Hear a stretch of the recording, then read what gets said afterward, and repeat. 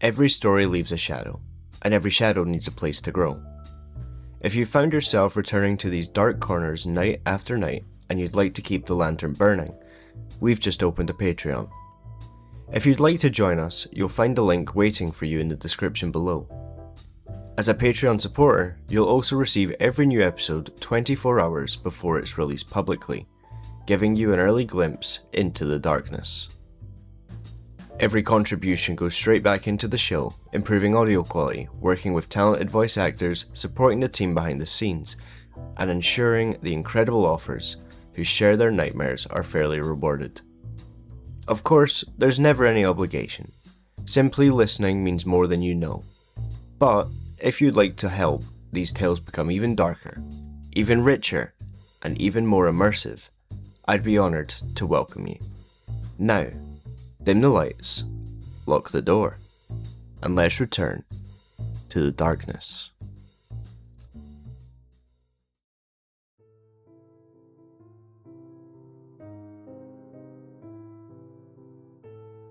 There are nights when I wish I'd never opened the museum.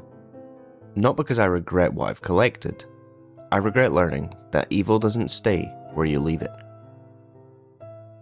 3 months had passed since my investigation at the Deadridge Hotel.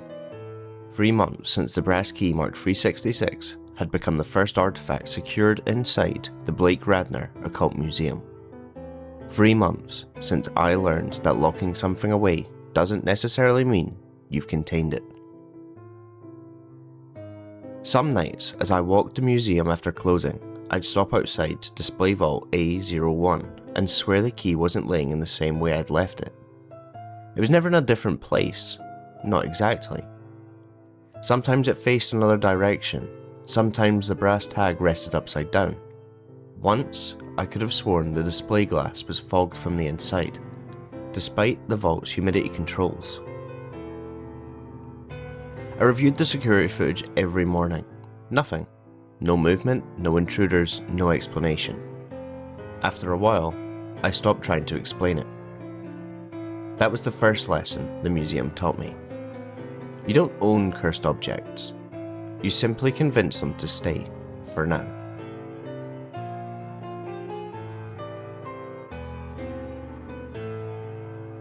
It was nearly midnight when the email arrived.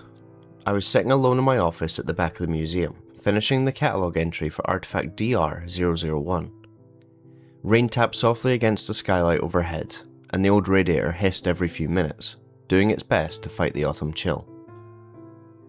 The museum was quiet. Too quiet. People imagine haunted museums are filled with screams and flying objects. They're disappointed when I tell them the truth. Most nights, nothing happens. It's the quiet nights that bother me most. Those are the nights when something is waiting. My laptop chimed. New email. I frowned. Hardly anyone knew my private address. Even fewer knew it wasn't connected to the museum's public website. The sender read simply, unknown.sender@protonmail. No name, no subject line, no attachment. Just one sentence.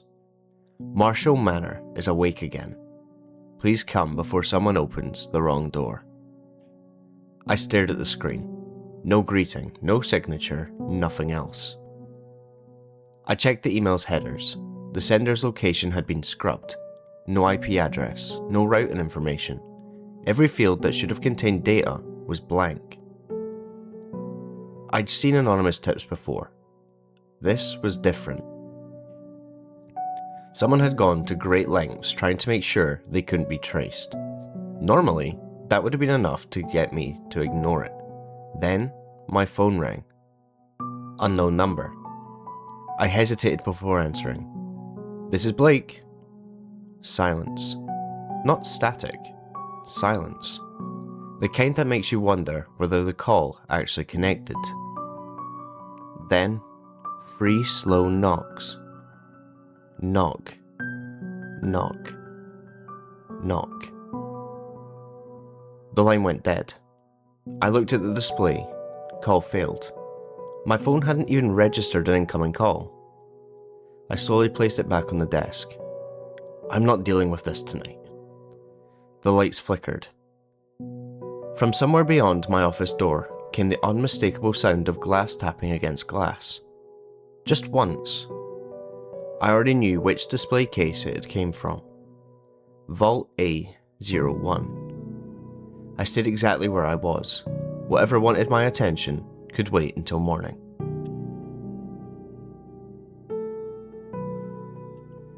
Morning arrived with heavy rain and a sky the colour of wet concrete. The museum looked ordinary in daylight. If you ignore the reinforced doors, the cameras, the iron symbols worked into the architecture, and the vaults beneath the main exposition hall anyway. Most people thought I collected antiques though. I preferred letting them believe that. I made my usual rounds before opening. Display Vault A01 was exactly where it should be. The brass key rested inside its case, motionless, harmless, almost. I unlocked the maintenance panel beneath the display and checked the pressure sensors. No disturbances, temperature was stable, humidity was normal, protective seals were intact. Everything looked perfect. Then, I noticed something. A thin layer of condensation coated the inside of the display glass. That wasn't possible. The vault maintained a constant climate. I leaned closer. Someone had drawn a single arrow through the fog, pointing towards the museum's front entrance. My pulse quickened. I wiped the glass with my sleeve. The condensation disappeared instantly. So did the arrow. When I checked the security cameras later, there had never been any condensation. By noon, I'd convinced myself the anonymous email was nothing more than a prank. Until the second message arrived. This one included an attachment. A photograph. It showed an enormous white manor house surrounded by towering live oaks draped in Spanish moss. The image looked recent. The grass had been freshly cut, the windows were clean. Smoke drifted lazily from one of the chimneys. Someone lived there. The caption beneath the image contained only 4 words. It wasn't always empty. I zoomed in. The manor looked beautiful. Too beautiful. Something about perfectly maintained buildings has always unsettled me more than abandoned ones. Decay tells you what happened. Perfection hides it. Another message followed seconds later. Location, Southern Louisiana. Name, Marshal Manor. Then, don't stay after sunset. I almost laughed. I'd heard that warning before. People love telling ghost stories with the same cliches. Don't answer the knocking, don't look in the mirror, don't stay after dark. They all sound ridiculous. Until one saves your life. I spent the afternoon researching Marshal Manor. Oddly enough, there wasn't much to find. The property had been built in the late 1800s by the wealthy Marshal family, who had owned thousands of acres of farmland across southern Louisiana. Over the decades, ownership passed quietly through several generations. Unlike most allegedly haunted houses, Marshal Manor had never become abandoned. Taxes were paid, the electricity account remained active, property records were updated every few years. Yet, no one seemed to know who actually lived there. Every photograph I found showed the same thing. Fresh paint, perfect landscaping, closed curtains. Not a single person. Newspaper archives offered a little more. A local gardening competition, a historical preservation award, an article praising the restoration of the estate. Nothing unusual. Until I stumbled across a small article buried deep within a Louisiana newspaper from 11 years earlier. Local caretaker resigns after only 6 hours. The article quoted only one sentence from the unnamed caretaker. The house kept opening doors behind me. I read the sentence twice, then once more. The report continued. Kitchen cupboards repeatedly opened on their own. Furniture appeared in different rooms overnight. Family portraits changed walls. Items disappeared for days before reappearing exactly where they had started. Nothing violent. Nothing overly supernatural. Just wrong.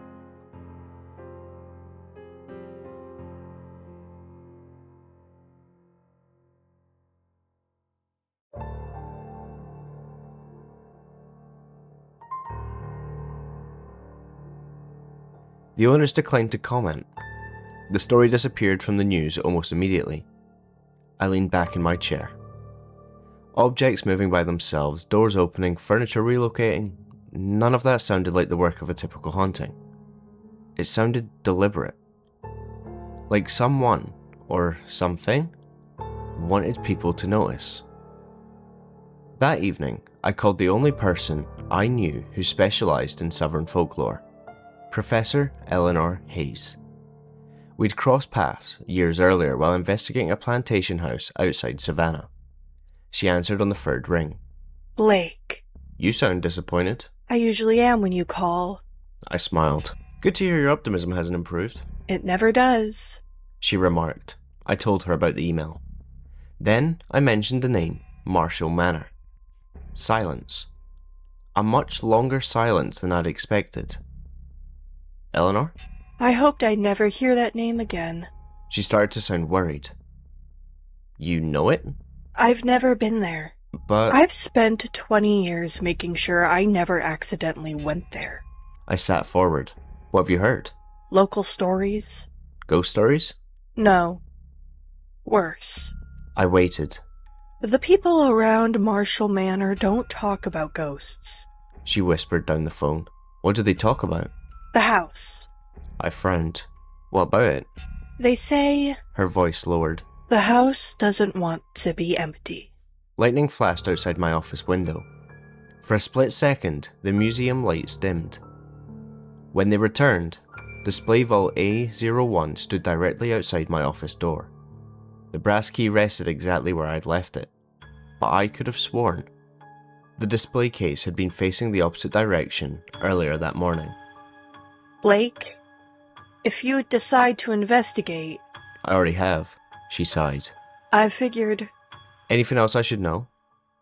Another long pause. Yes. If a door is open, remember whether you opened it. The line went dead. I looked out across the empty museum floor. Every display case remained sealed. Every light glowed steadily. Everything appeared perfectly normal. Then somewhere, deep inside the museum, a cupboard door slammed shut. I wasn't storing any cupboards. Yet somehow, I already knew exactly where my next case would take me. Southern Louisiana. Marshal Manor. And whatever was waiting inside a house that refused to stay still.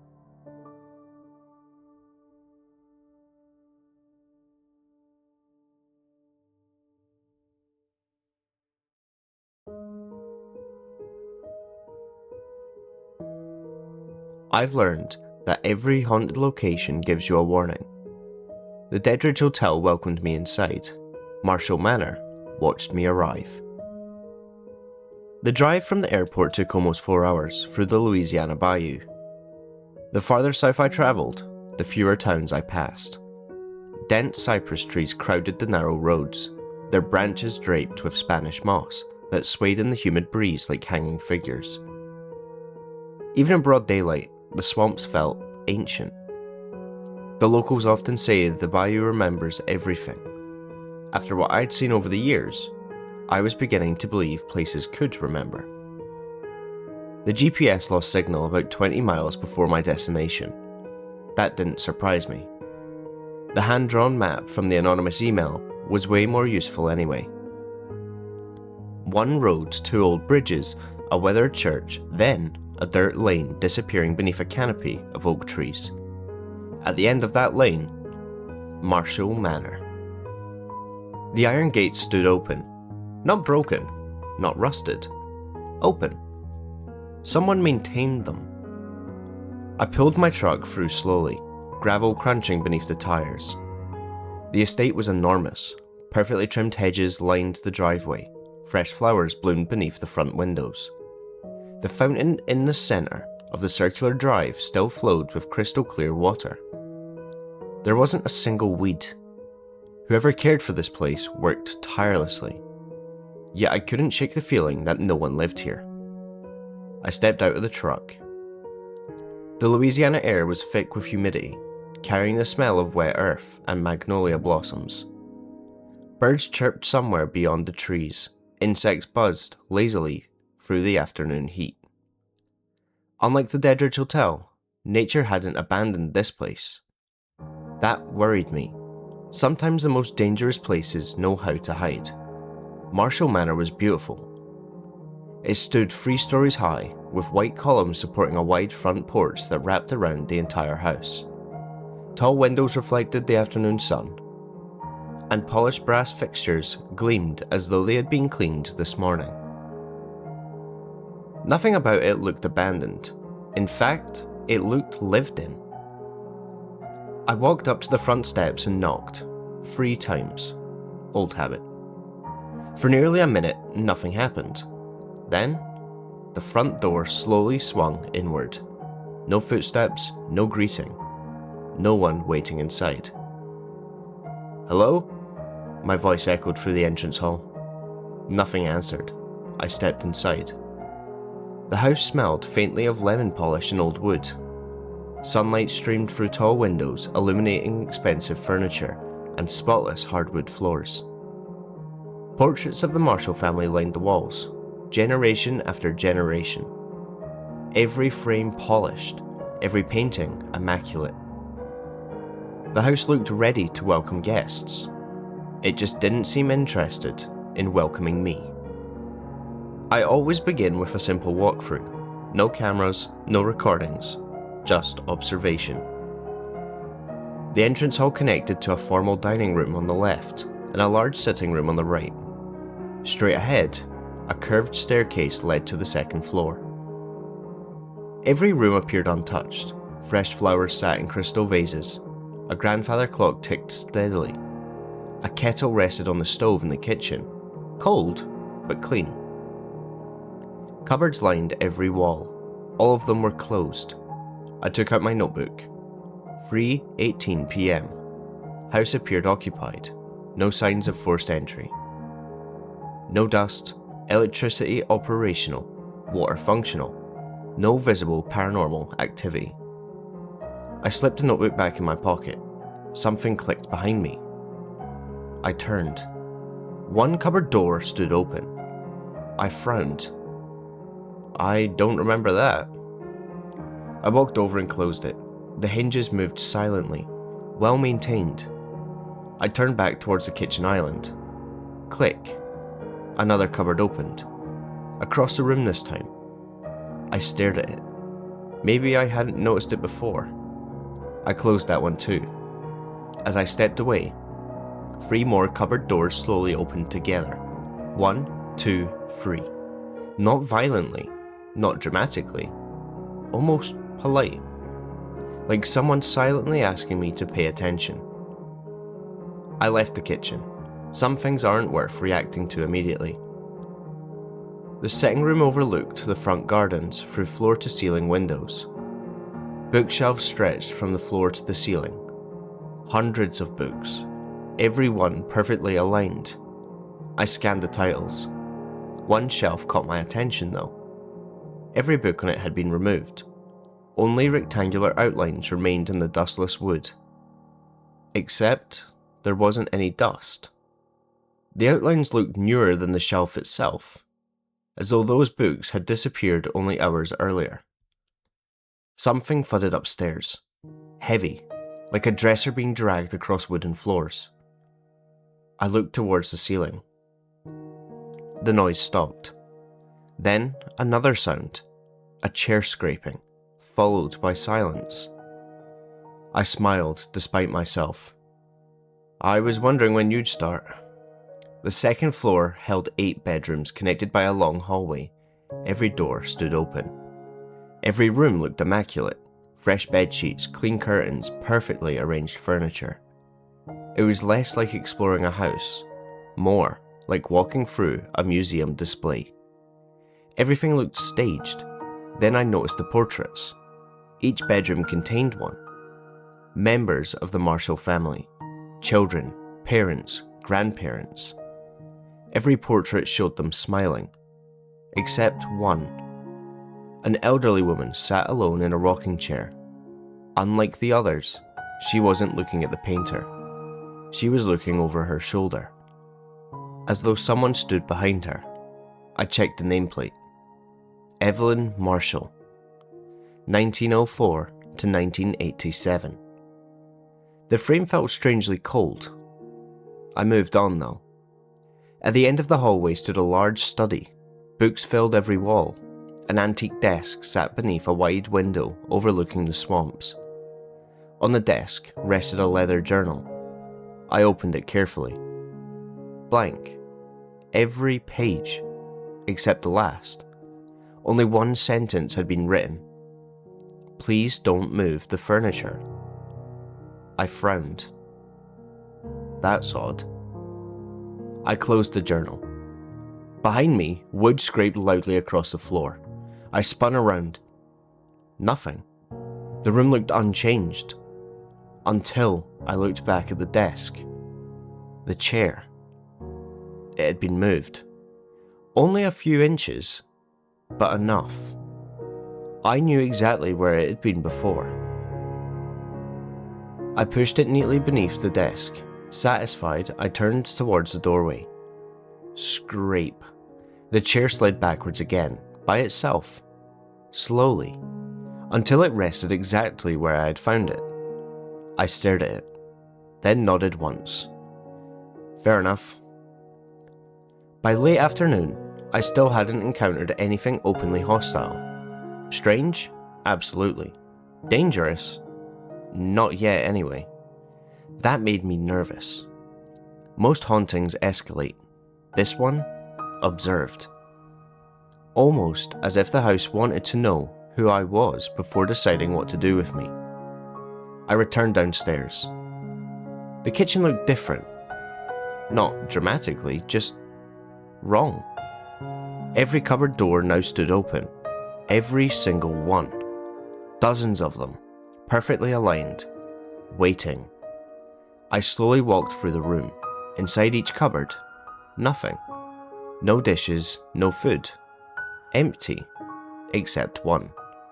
A single porcelain teacup rested inside the highest cabinet. White, decorated with tiny blue flowers. I reached towards it. Before my fingers touched the handle, a woman's voice spoke softly behind me. That doesn't belong there. I turned. The kitchen was empty. When I looked back, the teacup was gone. The cupboard was empty once again. Then, every cupboard door slammed shut at exactly the same moment. The sound echoed through the entire house. That evening, I sat on the front porch, reviewing my notes whilst the sun disappeared beyond the bayou. Nothing I'd experienced fit a normal haunting. Objects weren't being thrown. There were no apparitions, no attacks. Only movement. Deliberate movement, like someone rearranging a home. As darkness settled over the estate, I noticed something odd. A lantern hanging beside the front door had lit itself. Then another. And then another. One by one, every light inside Marshal Manor came alive. Warm golden light spilled from every window. The house looked welcoming, comfortable, occupied. Yet I was completely alone. Or so I thought. I glanced towards the upstairs window overlooking the porch. Someone stood behind the curtain, perfectly still, watching me. The figure was too dark to identify. I stood. The silhouette didn't move, didn't wave, didn't hide. It simply watched. I hurried back inside and raced upstairs. The bedroom was empty. No footprints, no open windows, no place for anyone to hide. I walked to the window, looking down at the porch. My notebook still rested on the chair where I'd left it. Beside it, a second notebook now lay open. I knew it wasn't there before. I hurried back downstairs. The second notebook was old. Its leather cover had cracked with age. Across the front, written in faded ink, were 3 words: House Maintenance Log. I opened the first page. Every entry described ordinary repairs. Broken windows, roof leaks, gardening work. Nothing unusual. Then, halfway through the book, the handwriting changed. The entries became shorter, more frantic. Kitchen cupboards open every morning. Dining room chairs moved again. Portraits changed places. Something knocks beneath the floor after midnight. I stopped reading. Beneath the final entry, someone had written one last sentence, in different handwriting, darker ink, much steadier. The house is trying to tell us something. At that exact moment, a loud thump echoed somewhere deep beneath the floorboards. Not above me, not outside. Below the house. 3 slow knocks followed. Knock, knock, knock. I looked towards the hallway.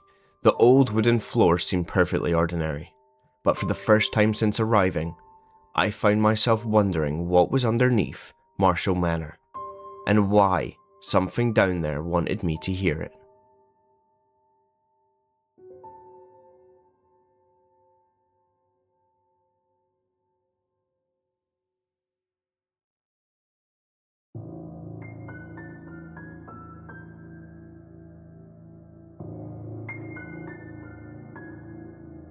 There are 2 kinds of secrets. The first kind is hidden because people are ashamed of them. The second kind is hidden because they should never be found. By the time the third set of knocks echoed beneath the floor, I knew Marshal Manor belonged to the second category. I stood perfectly still in the entrance hall, listening. Knock, knock, knock. The sound didn't come from inside the walls. It came from below them. Not a basement. Deeper. Like someone striking thick wooden beams from underneath the house. The silence that followed was somehow worse. Marshal Manor seemed to be waiting for me to react. I looked down at the old maintenance log still resting in my hands. The house is trying to tell us something. I wasn't sure I agreed. It felt like the house was trying to show me something. The question was, did I want to see it? I spent the next hour searching the first floor. Every room, every closet, every hallway. Nothing resembled a basement entrance. That didn't make sense. A manor this old should have had some form of a cellar. Especially in southern Louisiana, where older homes often had storage areas built above raised foundations or concealed utility spaces added over the decades. Yet every floor plan I sketched in my notebook left one glaring problem. The dimensions didn't add up. From the outside, Marshal Manor was wider than the rooms inside. Nearly 15 feet of space simply didn't exist. Hidden rooms weren't unusual. Impossible architecture was. I measured the library wall twice, then the dining room. The numbers remained wrong. Something occupied the missing space. By 9 that evening, rain had begun to fall. Heavy drops drummed against the windows, while wind pushed Spanish moss across the glass like skeletal fingers. I made myself coffee in the kitchen, mostly to stay awake. The moment I turned away from the kettle, every cupboard door stood open again. I hadn't even heard them move. There had been no creaking hinges. 1 second later, they were closed. The next, open. I sighed. Alright. I wasn't talking to ghosts anymore. I was talking to the house. You've made your point. Silence. I know something's hidden. Nothing. I just don't know where. A single cupboard closed, slowly, click. Every other cupboard remained open. Only one had shut itself. The cupboard beneath the old porcelain sink. I crouched beside it and opened the door. Cleaning supplies, a rusted bucket. Nothing unusual. Then I noticed scratches on the wooden floor inside the cabinet. Long grooves, fresh ones. As if something heavy had been dragged across them countless times. I pulled everything out. The bucket, the bottles, the shelf. Beneath the removable wooden base was solid flooring. No hatch, no compartment. I frowned. False lead. Or so I thought. When I stood up, the cupboard door closed behind me, then opened again, twice, almost impatiently. I knelt once more. This time, I knocked against the wooden floor. Hollow, I smiled. There you are. Removing the cabinet wasn't easy. The screws looked original, old iron, buried beneath decades of paint. Whoever installed them hadn't intended the cabinet to be moved often. 20 minutes later, the entire unit slid several inches away from the wall. Behind it, nothing, just old brick. I rubbed the back of my neck. Oh, seriously? Then lightning flashed outside. Its light caught something I hadn't noticed. One brick looked newer. I pressed it. Nothing. I pushed harder. A soft click echoed somewhere beneath my feet. The floor vibrated, very slowly. The kitchen island shifted 6 inches to the left. My heart skipped. The entire island. It wasn't fixed to the floor at all. Hidden beneath it was an old iron ring. I stared. So that's why. Every cupboard had been trying to draw my attention to the kitchen, not to themselves, to what they were hiding. I wrapped my fingers around the ring and pulled. The wooden floor resisted at first. Then, it lifted. Cold air rushed upwards. The smell hit me immediately. Not rot, not mold. Wax, old smoke, wet stone. A narrow staircase disappeared into darkness. I aimed my flashlight down. The beam seemed to vanish before reaching the bottom. I checked my watch. 9:41 p.m. I switched on my body camera. Fresh batteries. Recorder active. Flashlight secure. Father Donovan's crucifix around my neck. I took one breath, then descended. The stairs creaked beneath every step. Not from old age, from weight, as though someone else walked just ahead of me. The deeper I went, the colder the air became. The staircase ended in a long brick corridor. Water dripped somewhere in the darkness. The walls looked centuries older than the house above. That didn't make sense. Marshal Manor had been built in the late 19th century. These bricks looked much older, handmade, uneven. I knelt to examine one. Something had been carved into it. Not words, symbols. Circles, intersecting with strange geometric patterns. Some had been scratched away deliberately, others remained untouched. I photographed every one. Maybe Eleanor would recognize them. Maybe not. The corridor eventually opened into a circular stone chamber. Empty. At least, almost empty. Old wooden shelves lined the walls. Most had collapsed long ago. Rusted lantern hooks still hung from the ceiling. Broken wine bottles covered the floor. It looked like an ordinary storage cellar. Except there was no dust. Not a single cobweb. Someone had cleaned this place recently. I crouched beside one of the shelves. Fresh footprints. Bare feet. Small. Perhaps a child. They crossed the room and stopped abruptly against the far wall. No return prints. No explanation.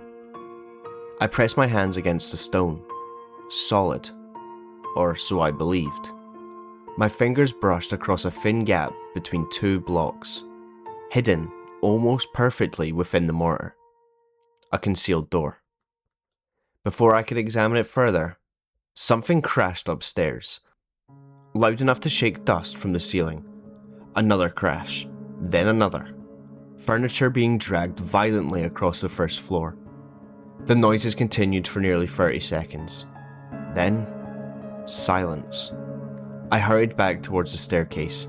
Halfway up, I stopped. Someone was walking above me. Slow, measured across the kitchen floor. One step, pause. Another, pause. The footsteps stopped directly over the hidden entrance. I switched off my flashlight. Darkness swallowed me. The trapdoor above creaked, very slowly. Someone had opened it. Light spilled through the narrow gap. I held my breath. A shadow crossed the opening, human, tall, standing perfectly still, watching the darkness below. I reached for my knife. The shadow remained motionless for almost a full minute. Then, the trapdoor closed again. The footsteps walked away. Only then did I realize something. I hadn't told anyone I was coming here. No one should have known I was inside the house. When I climbed back into the kitchen, the room looked exactly as I'd left it. Except, every chair in the house had been moved. I found them gathered around the kitchen island.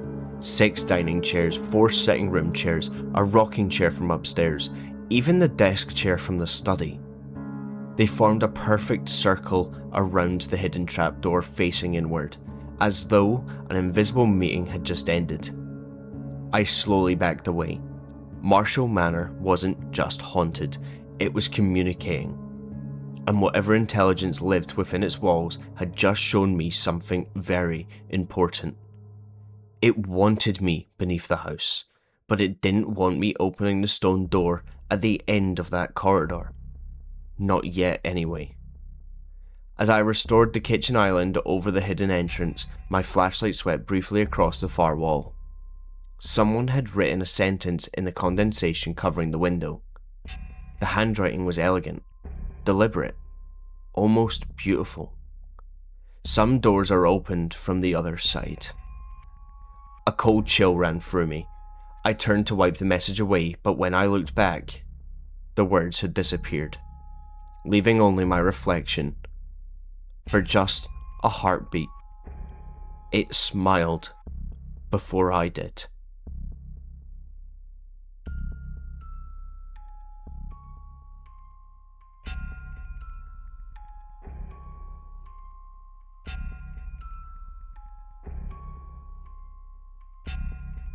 I didn't sleep.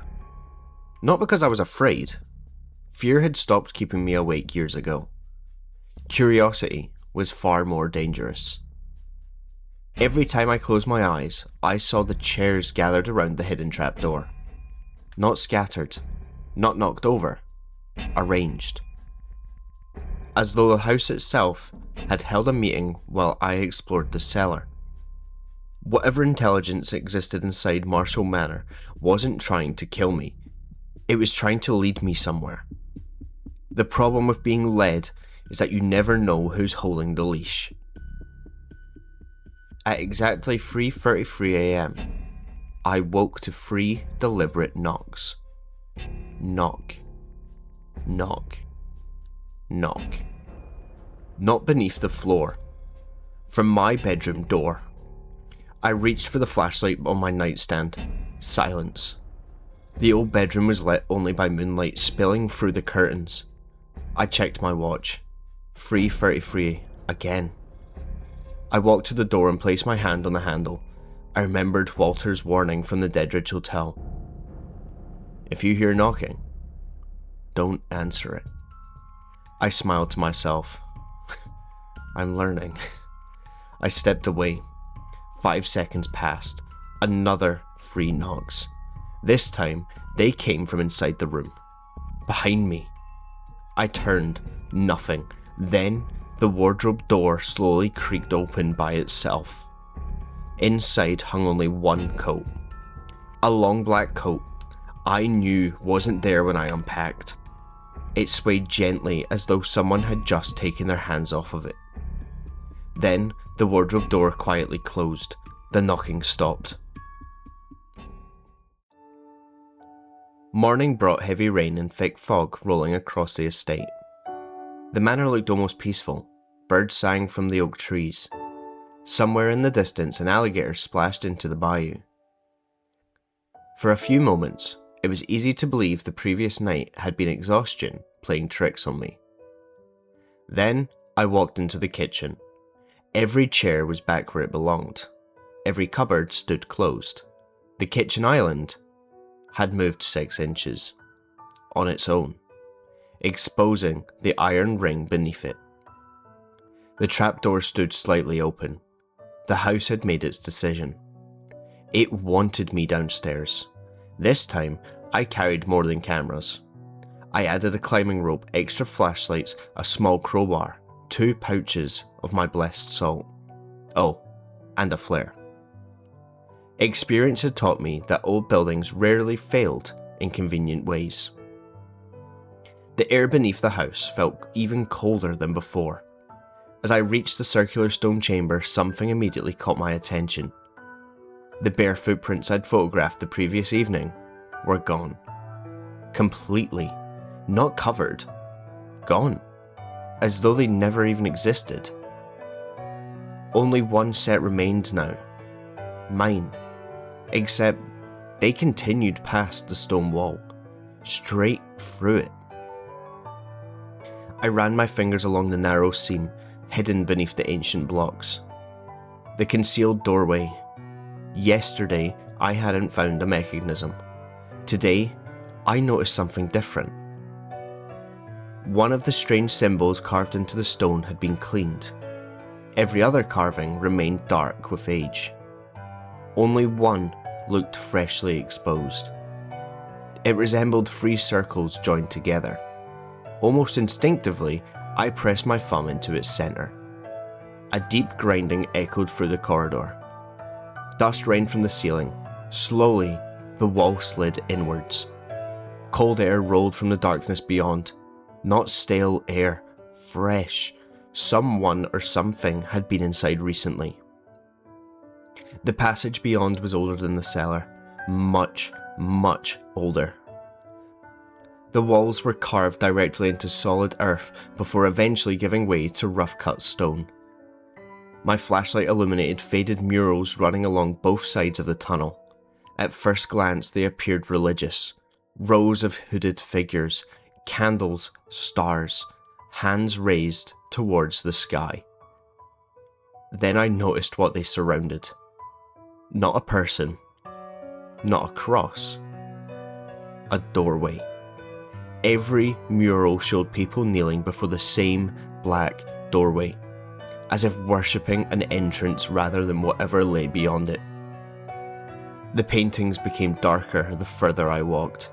The hooded figures slowly disappeared one by one, until only the doorway remained, waiting. The tunnel opened into a vast underground chamber. I stopped breathing. It wasn't a wine cellar. It wasn't a family crypt. It looked to be some kind of ritual hall.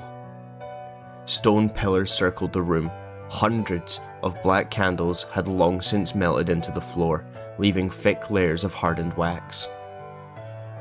Ancient symbols had been carved into the stone in concentric circles.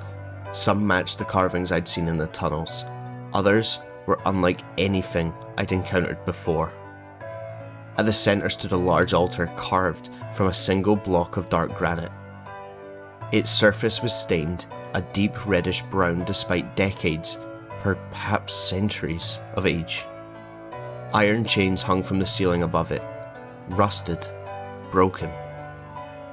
My flashlight swept across the walls. Rows of wooded pews faced the altar. Every seat was occupied, not by people, by masks. Dozens of them. White porcelain, black wood, animal skulls, brass faces with hollow eye sockets. Every mask stared towards the altar, waiting for someone to speak. A chill ran through me. This wasn't a church. It had been a congregation.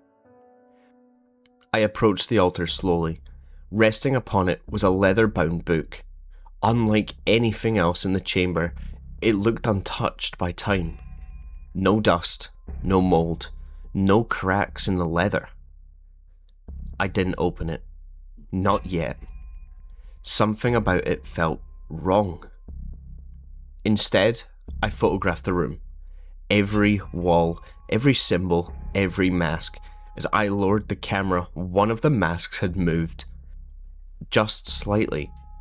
Its face now pointed towards me. I stared. Had I imagined it? Then another turned. Wood scraped softly against stone.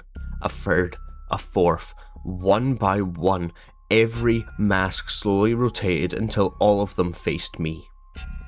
The chamber remained silent, no footsteps, no voices, only the sound of dozens of old masks turning in perfect unison. I backed away. I don't think so. The mask stopped moving. Then, from somewhere deep beneath the altar, 3 knocks echoed upwards.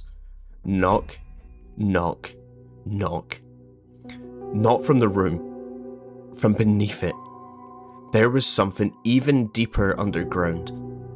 The leather book suddenly opened by itself, its pages turned rapidly, stopping near the middle. Written in faded black ink was a list of names, hundreds of names, each followed by a date. I scanned the page. Marshal, Marshal, Marshal, then names with different surnames. Travellers, workers, children, entire families. At the bottom of the page, fresh ink began spreading across the paper. Letters slowly formed before my eyes. Blake Radner. The penmanship matched the guest register from the Deadridge Hotel. A second line appeared. The house has accepted you. My blood ran cold. Before I could react, every candle in the chamber ignited simultaneously. Blue flames burst to life despite having no wax left to burn. The room glowed with ghostly light, the temperature plummeted, and from every corner of the chamber, voices began whispering. Not prayers, not chants, one sentence over and over again. Open the last door. I looked towards the altar. Very slowly, a crack began opening in the stone floor beneath it. Cold blackness waited below. Whatever lay beneath Marshal Manor, this room had never been the final destination. It had only been the place where people prepared to go even deeper. I took one step backwards. The whispers stopped. Something down in the darkness laughed.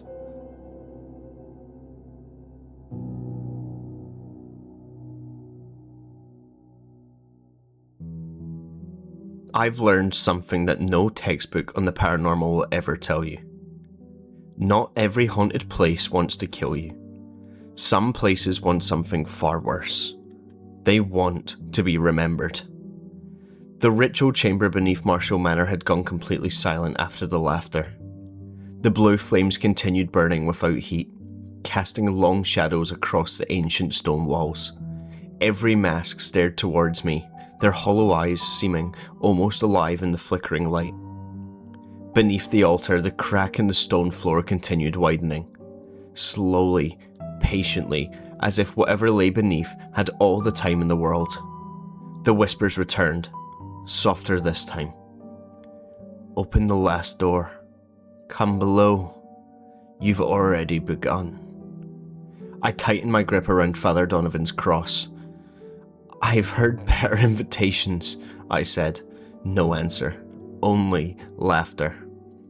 I stepped towards the altar. The leather-bound book lay open where it had stopped.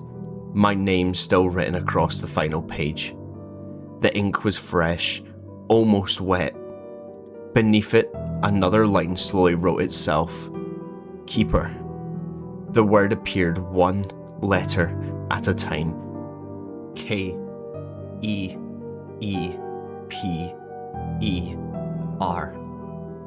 I slammed the book shut. The instant the covers met, every blue flame vanished. Darkness swallowed the chamber. Then, something inhaled. Not beside me, not behind me. Below. A single breath, deep enough to shake dust from the ceiling. I didn't wait to discover what had taken it. I switched on my flashlight. The beam landed on the widening crack beneath the altar. Something was climbing out. Not quickly. A hand emerged first. Long, thin, grey. Its fingers were wrapped in strips of black cloth that looked centuries old.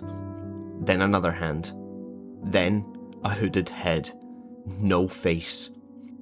Only darkness beneath the hood. Another figure climbed out beside it. Then another. Dozens. Silent. Each wearing the same dark robes depicted in the murals lining the tunnel. The congregation. None of them looked at me. Instead, every hooded figure followed neat rows facing the altar, as though attending a ceremony. One by one, they knelt. Their movements were perfectly synchronized. No breathing, no footsteps, only silence. Then all at once, every hood turned towards me. I felt the temperature plummet. The leader stepped forward. Unlike the others, his robe was embroidered with faded gold thread. His hands looked skeletal beneath ancient skin. When he spoke, his voice sounded like dry paper being torn apart.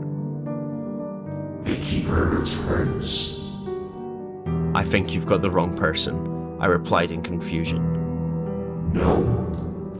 His head tilted. The house has chosen. He extended one trembling hand towards the leather book.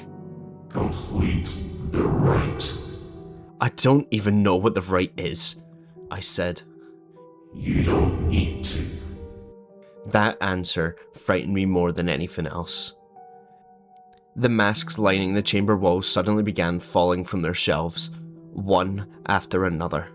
They didn't shatter. They landed upright, facing me. Then they began whispering. Hundreds of voices, different ages, different accents, different languages, yet somehow I understood every one. We stayed. We obeyed. We opened the last door. You must not. The final sentence echoed louder than the rest. Do not finish what we began. The hooded figures remained completely still, as though they couldn't hear the voices. Only I could. The old priest raised both hands. Every blue candle reignited. The symbols carved into the floor began glowing faintly beneath my boots. The crack beneath the altar widened another few inches. Cold air rushed upwards, carrying a smell unlike anything I'd encountered before. Not decay, not sulfur, not death. It smelled empty. Like standing inside a room where nothing had ever existed. My flashlight flickered. The beam briefly illuminated the darkness beneath the altar. I wish it hadn't. There wasn't another room below. There wasn't a staircase. There wasn't anything. Only a vast black void stretching far beyond the reach of the light. Something moved inside it. Not towards me. Away from me. It was enormous. Far too large to exist beneath a house. Its outline shifted constantly, refusing to settle into any recognizable shape. Then, one eye opened. Just one. It looked directly at me. The flashlight exploded, glass sprayed across the chamber. Darkness returned. The congregation began chanting, not loudly, barely above whispers, yet every word vibrated through my chest. The symbols beneath my feet burned brighter. The leather book slowly opened by itself once more. Its pages turned rapidly until stopping on the final page. A blank line waited beneath my name. The old priest extended an ancient fountain pen. Sign. I stared at him. No, I demanded. The house has accepted you. I don't accept it. His empty hood tilted. You already entered. So? I clenched my fist. You crossed the threshold willingly. He smiled, or at least something beneath the hood smiled. You checked in. The words hit me like ice. The Deadridge Hotel. The guest register. The host. Different place, different evil, the same goddamn rule. Places like these survived because people accepted their invitation. Not this time. I reached into my backpack, the second pouch of blessed salt. Without hesitation, I tore it open and threw it across the altar. The reaction was immediate. The glowing symbols flared brilliant white. The congregation screamed, not in pain, but in panic. The leather book slammed shut so violently it cracked the granite altar beneath it. The hooded figures staggered backwards. The crack in the floor began closing, slowly. Whatever lay beneath released a roar, unlike anything I'd ever heard. Not loud, deep, so impossibly deep that the entire chamber vibrated around me. The old priest lunged, his skeletal fingers wrapped around the book. No! I reached it first. The moment my hands touched the leather cover, every hooded figure froze. The chanting stopped. Absolute silence. The old priest looked directly at me. For the first time, I saw his face beneath the hood. There wasn't one. Only darkness. Infinite darkness. Then, he crumbled. His robes collapsed into dust. One by one, every member of the congregation dissolved with him. Their empty robes fell silently onto the stone floor. Within seconds, the chamber stood empty. Only the masks remained. Every one of them had cracked clean down the middle. The roar beneath the altar faded. The crack sealed itself. The blue flames vanished forever. The ritual hall became nothing more than an ancient underground room. Dead. Whatever power had lived there had been anchored to the leather book, not the house. The house had merely protected it. I looked down at the cover. For the first time, I noticed faded writing pressed into the leather. The Book of the Last Congregation. No offer, no date, only the title. I slipped it carefully into my artifact satchel. The moment the book disappeared inside, Marshal Manor sighed. The sound echoed through every stone beneath the house, almost relieved. The climb back upstairs felt different, warmer, lighter.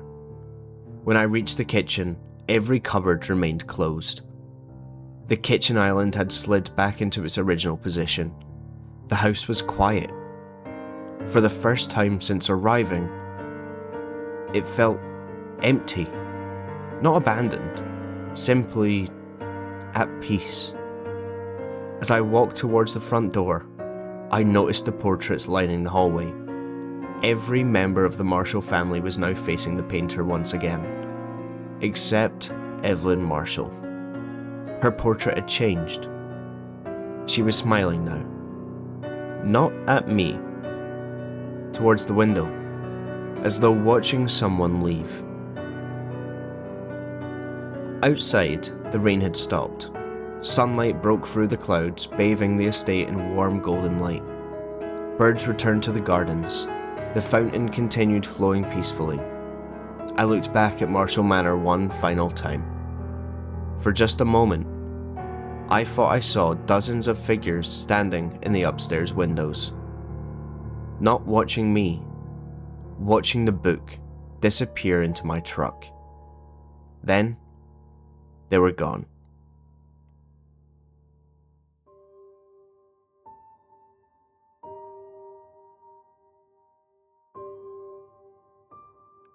Three weeks later, artifact number 2 entered the Blake Radner Occult Museum. The new display case stood beside the brass key from room 366. Constructed from reinforced glass, lined with silver and black iron, its interior remained under constant observation by 4 independent cameras. A bronze plaque rested beneath the case. Artifact MM001. Recovered, Marshal Manor, Southern Louisiana. Object: leather ritual book. Classification: high risk. Observed properties: pages rewrite themselves without any physical contact. Occasionally opens to different sections despite being sealed. Whispers have been reported after sunset within 10 feet of the display. Writing instruments left nearby are sometimes found uncapped. Under no circumstances is the final page to be read aloud. I locked the display, checked the seals twice, then walked away.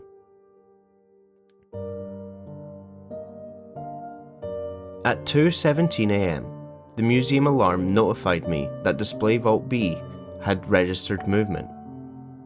I arrived 12 minutes later. Every security door remained locked. No signs of forced entry. I reviewed the footage. For 6 seconds, every camera pointed at the display case had gone completely black. When the image returned, the leather book was open. No one had touched it. The final page faced the glass. 4 new words had appeared in fresh, black ink. The congregation has moved. I slowly looked across the museum. The brass key from the Deadridge Hotel rested quietly in Vault A01. For the briefest moment, I could have sworn it had turned towards the new display case. Almost as though the two artifacts recognized one another. That was the first night I realized something terrifying. I wasn't just collecting cursed objects. I was collecting pieces of the same story. And somewhere, something was waiting for me to complete the collection.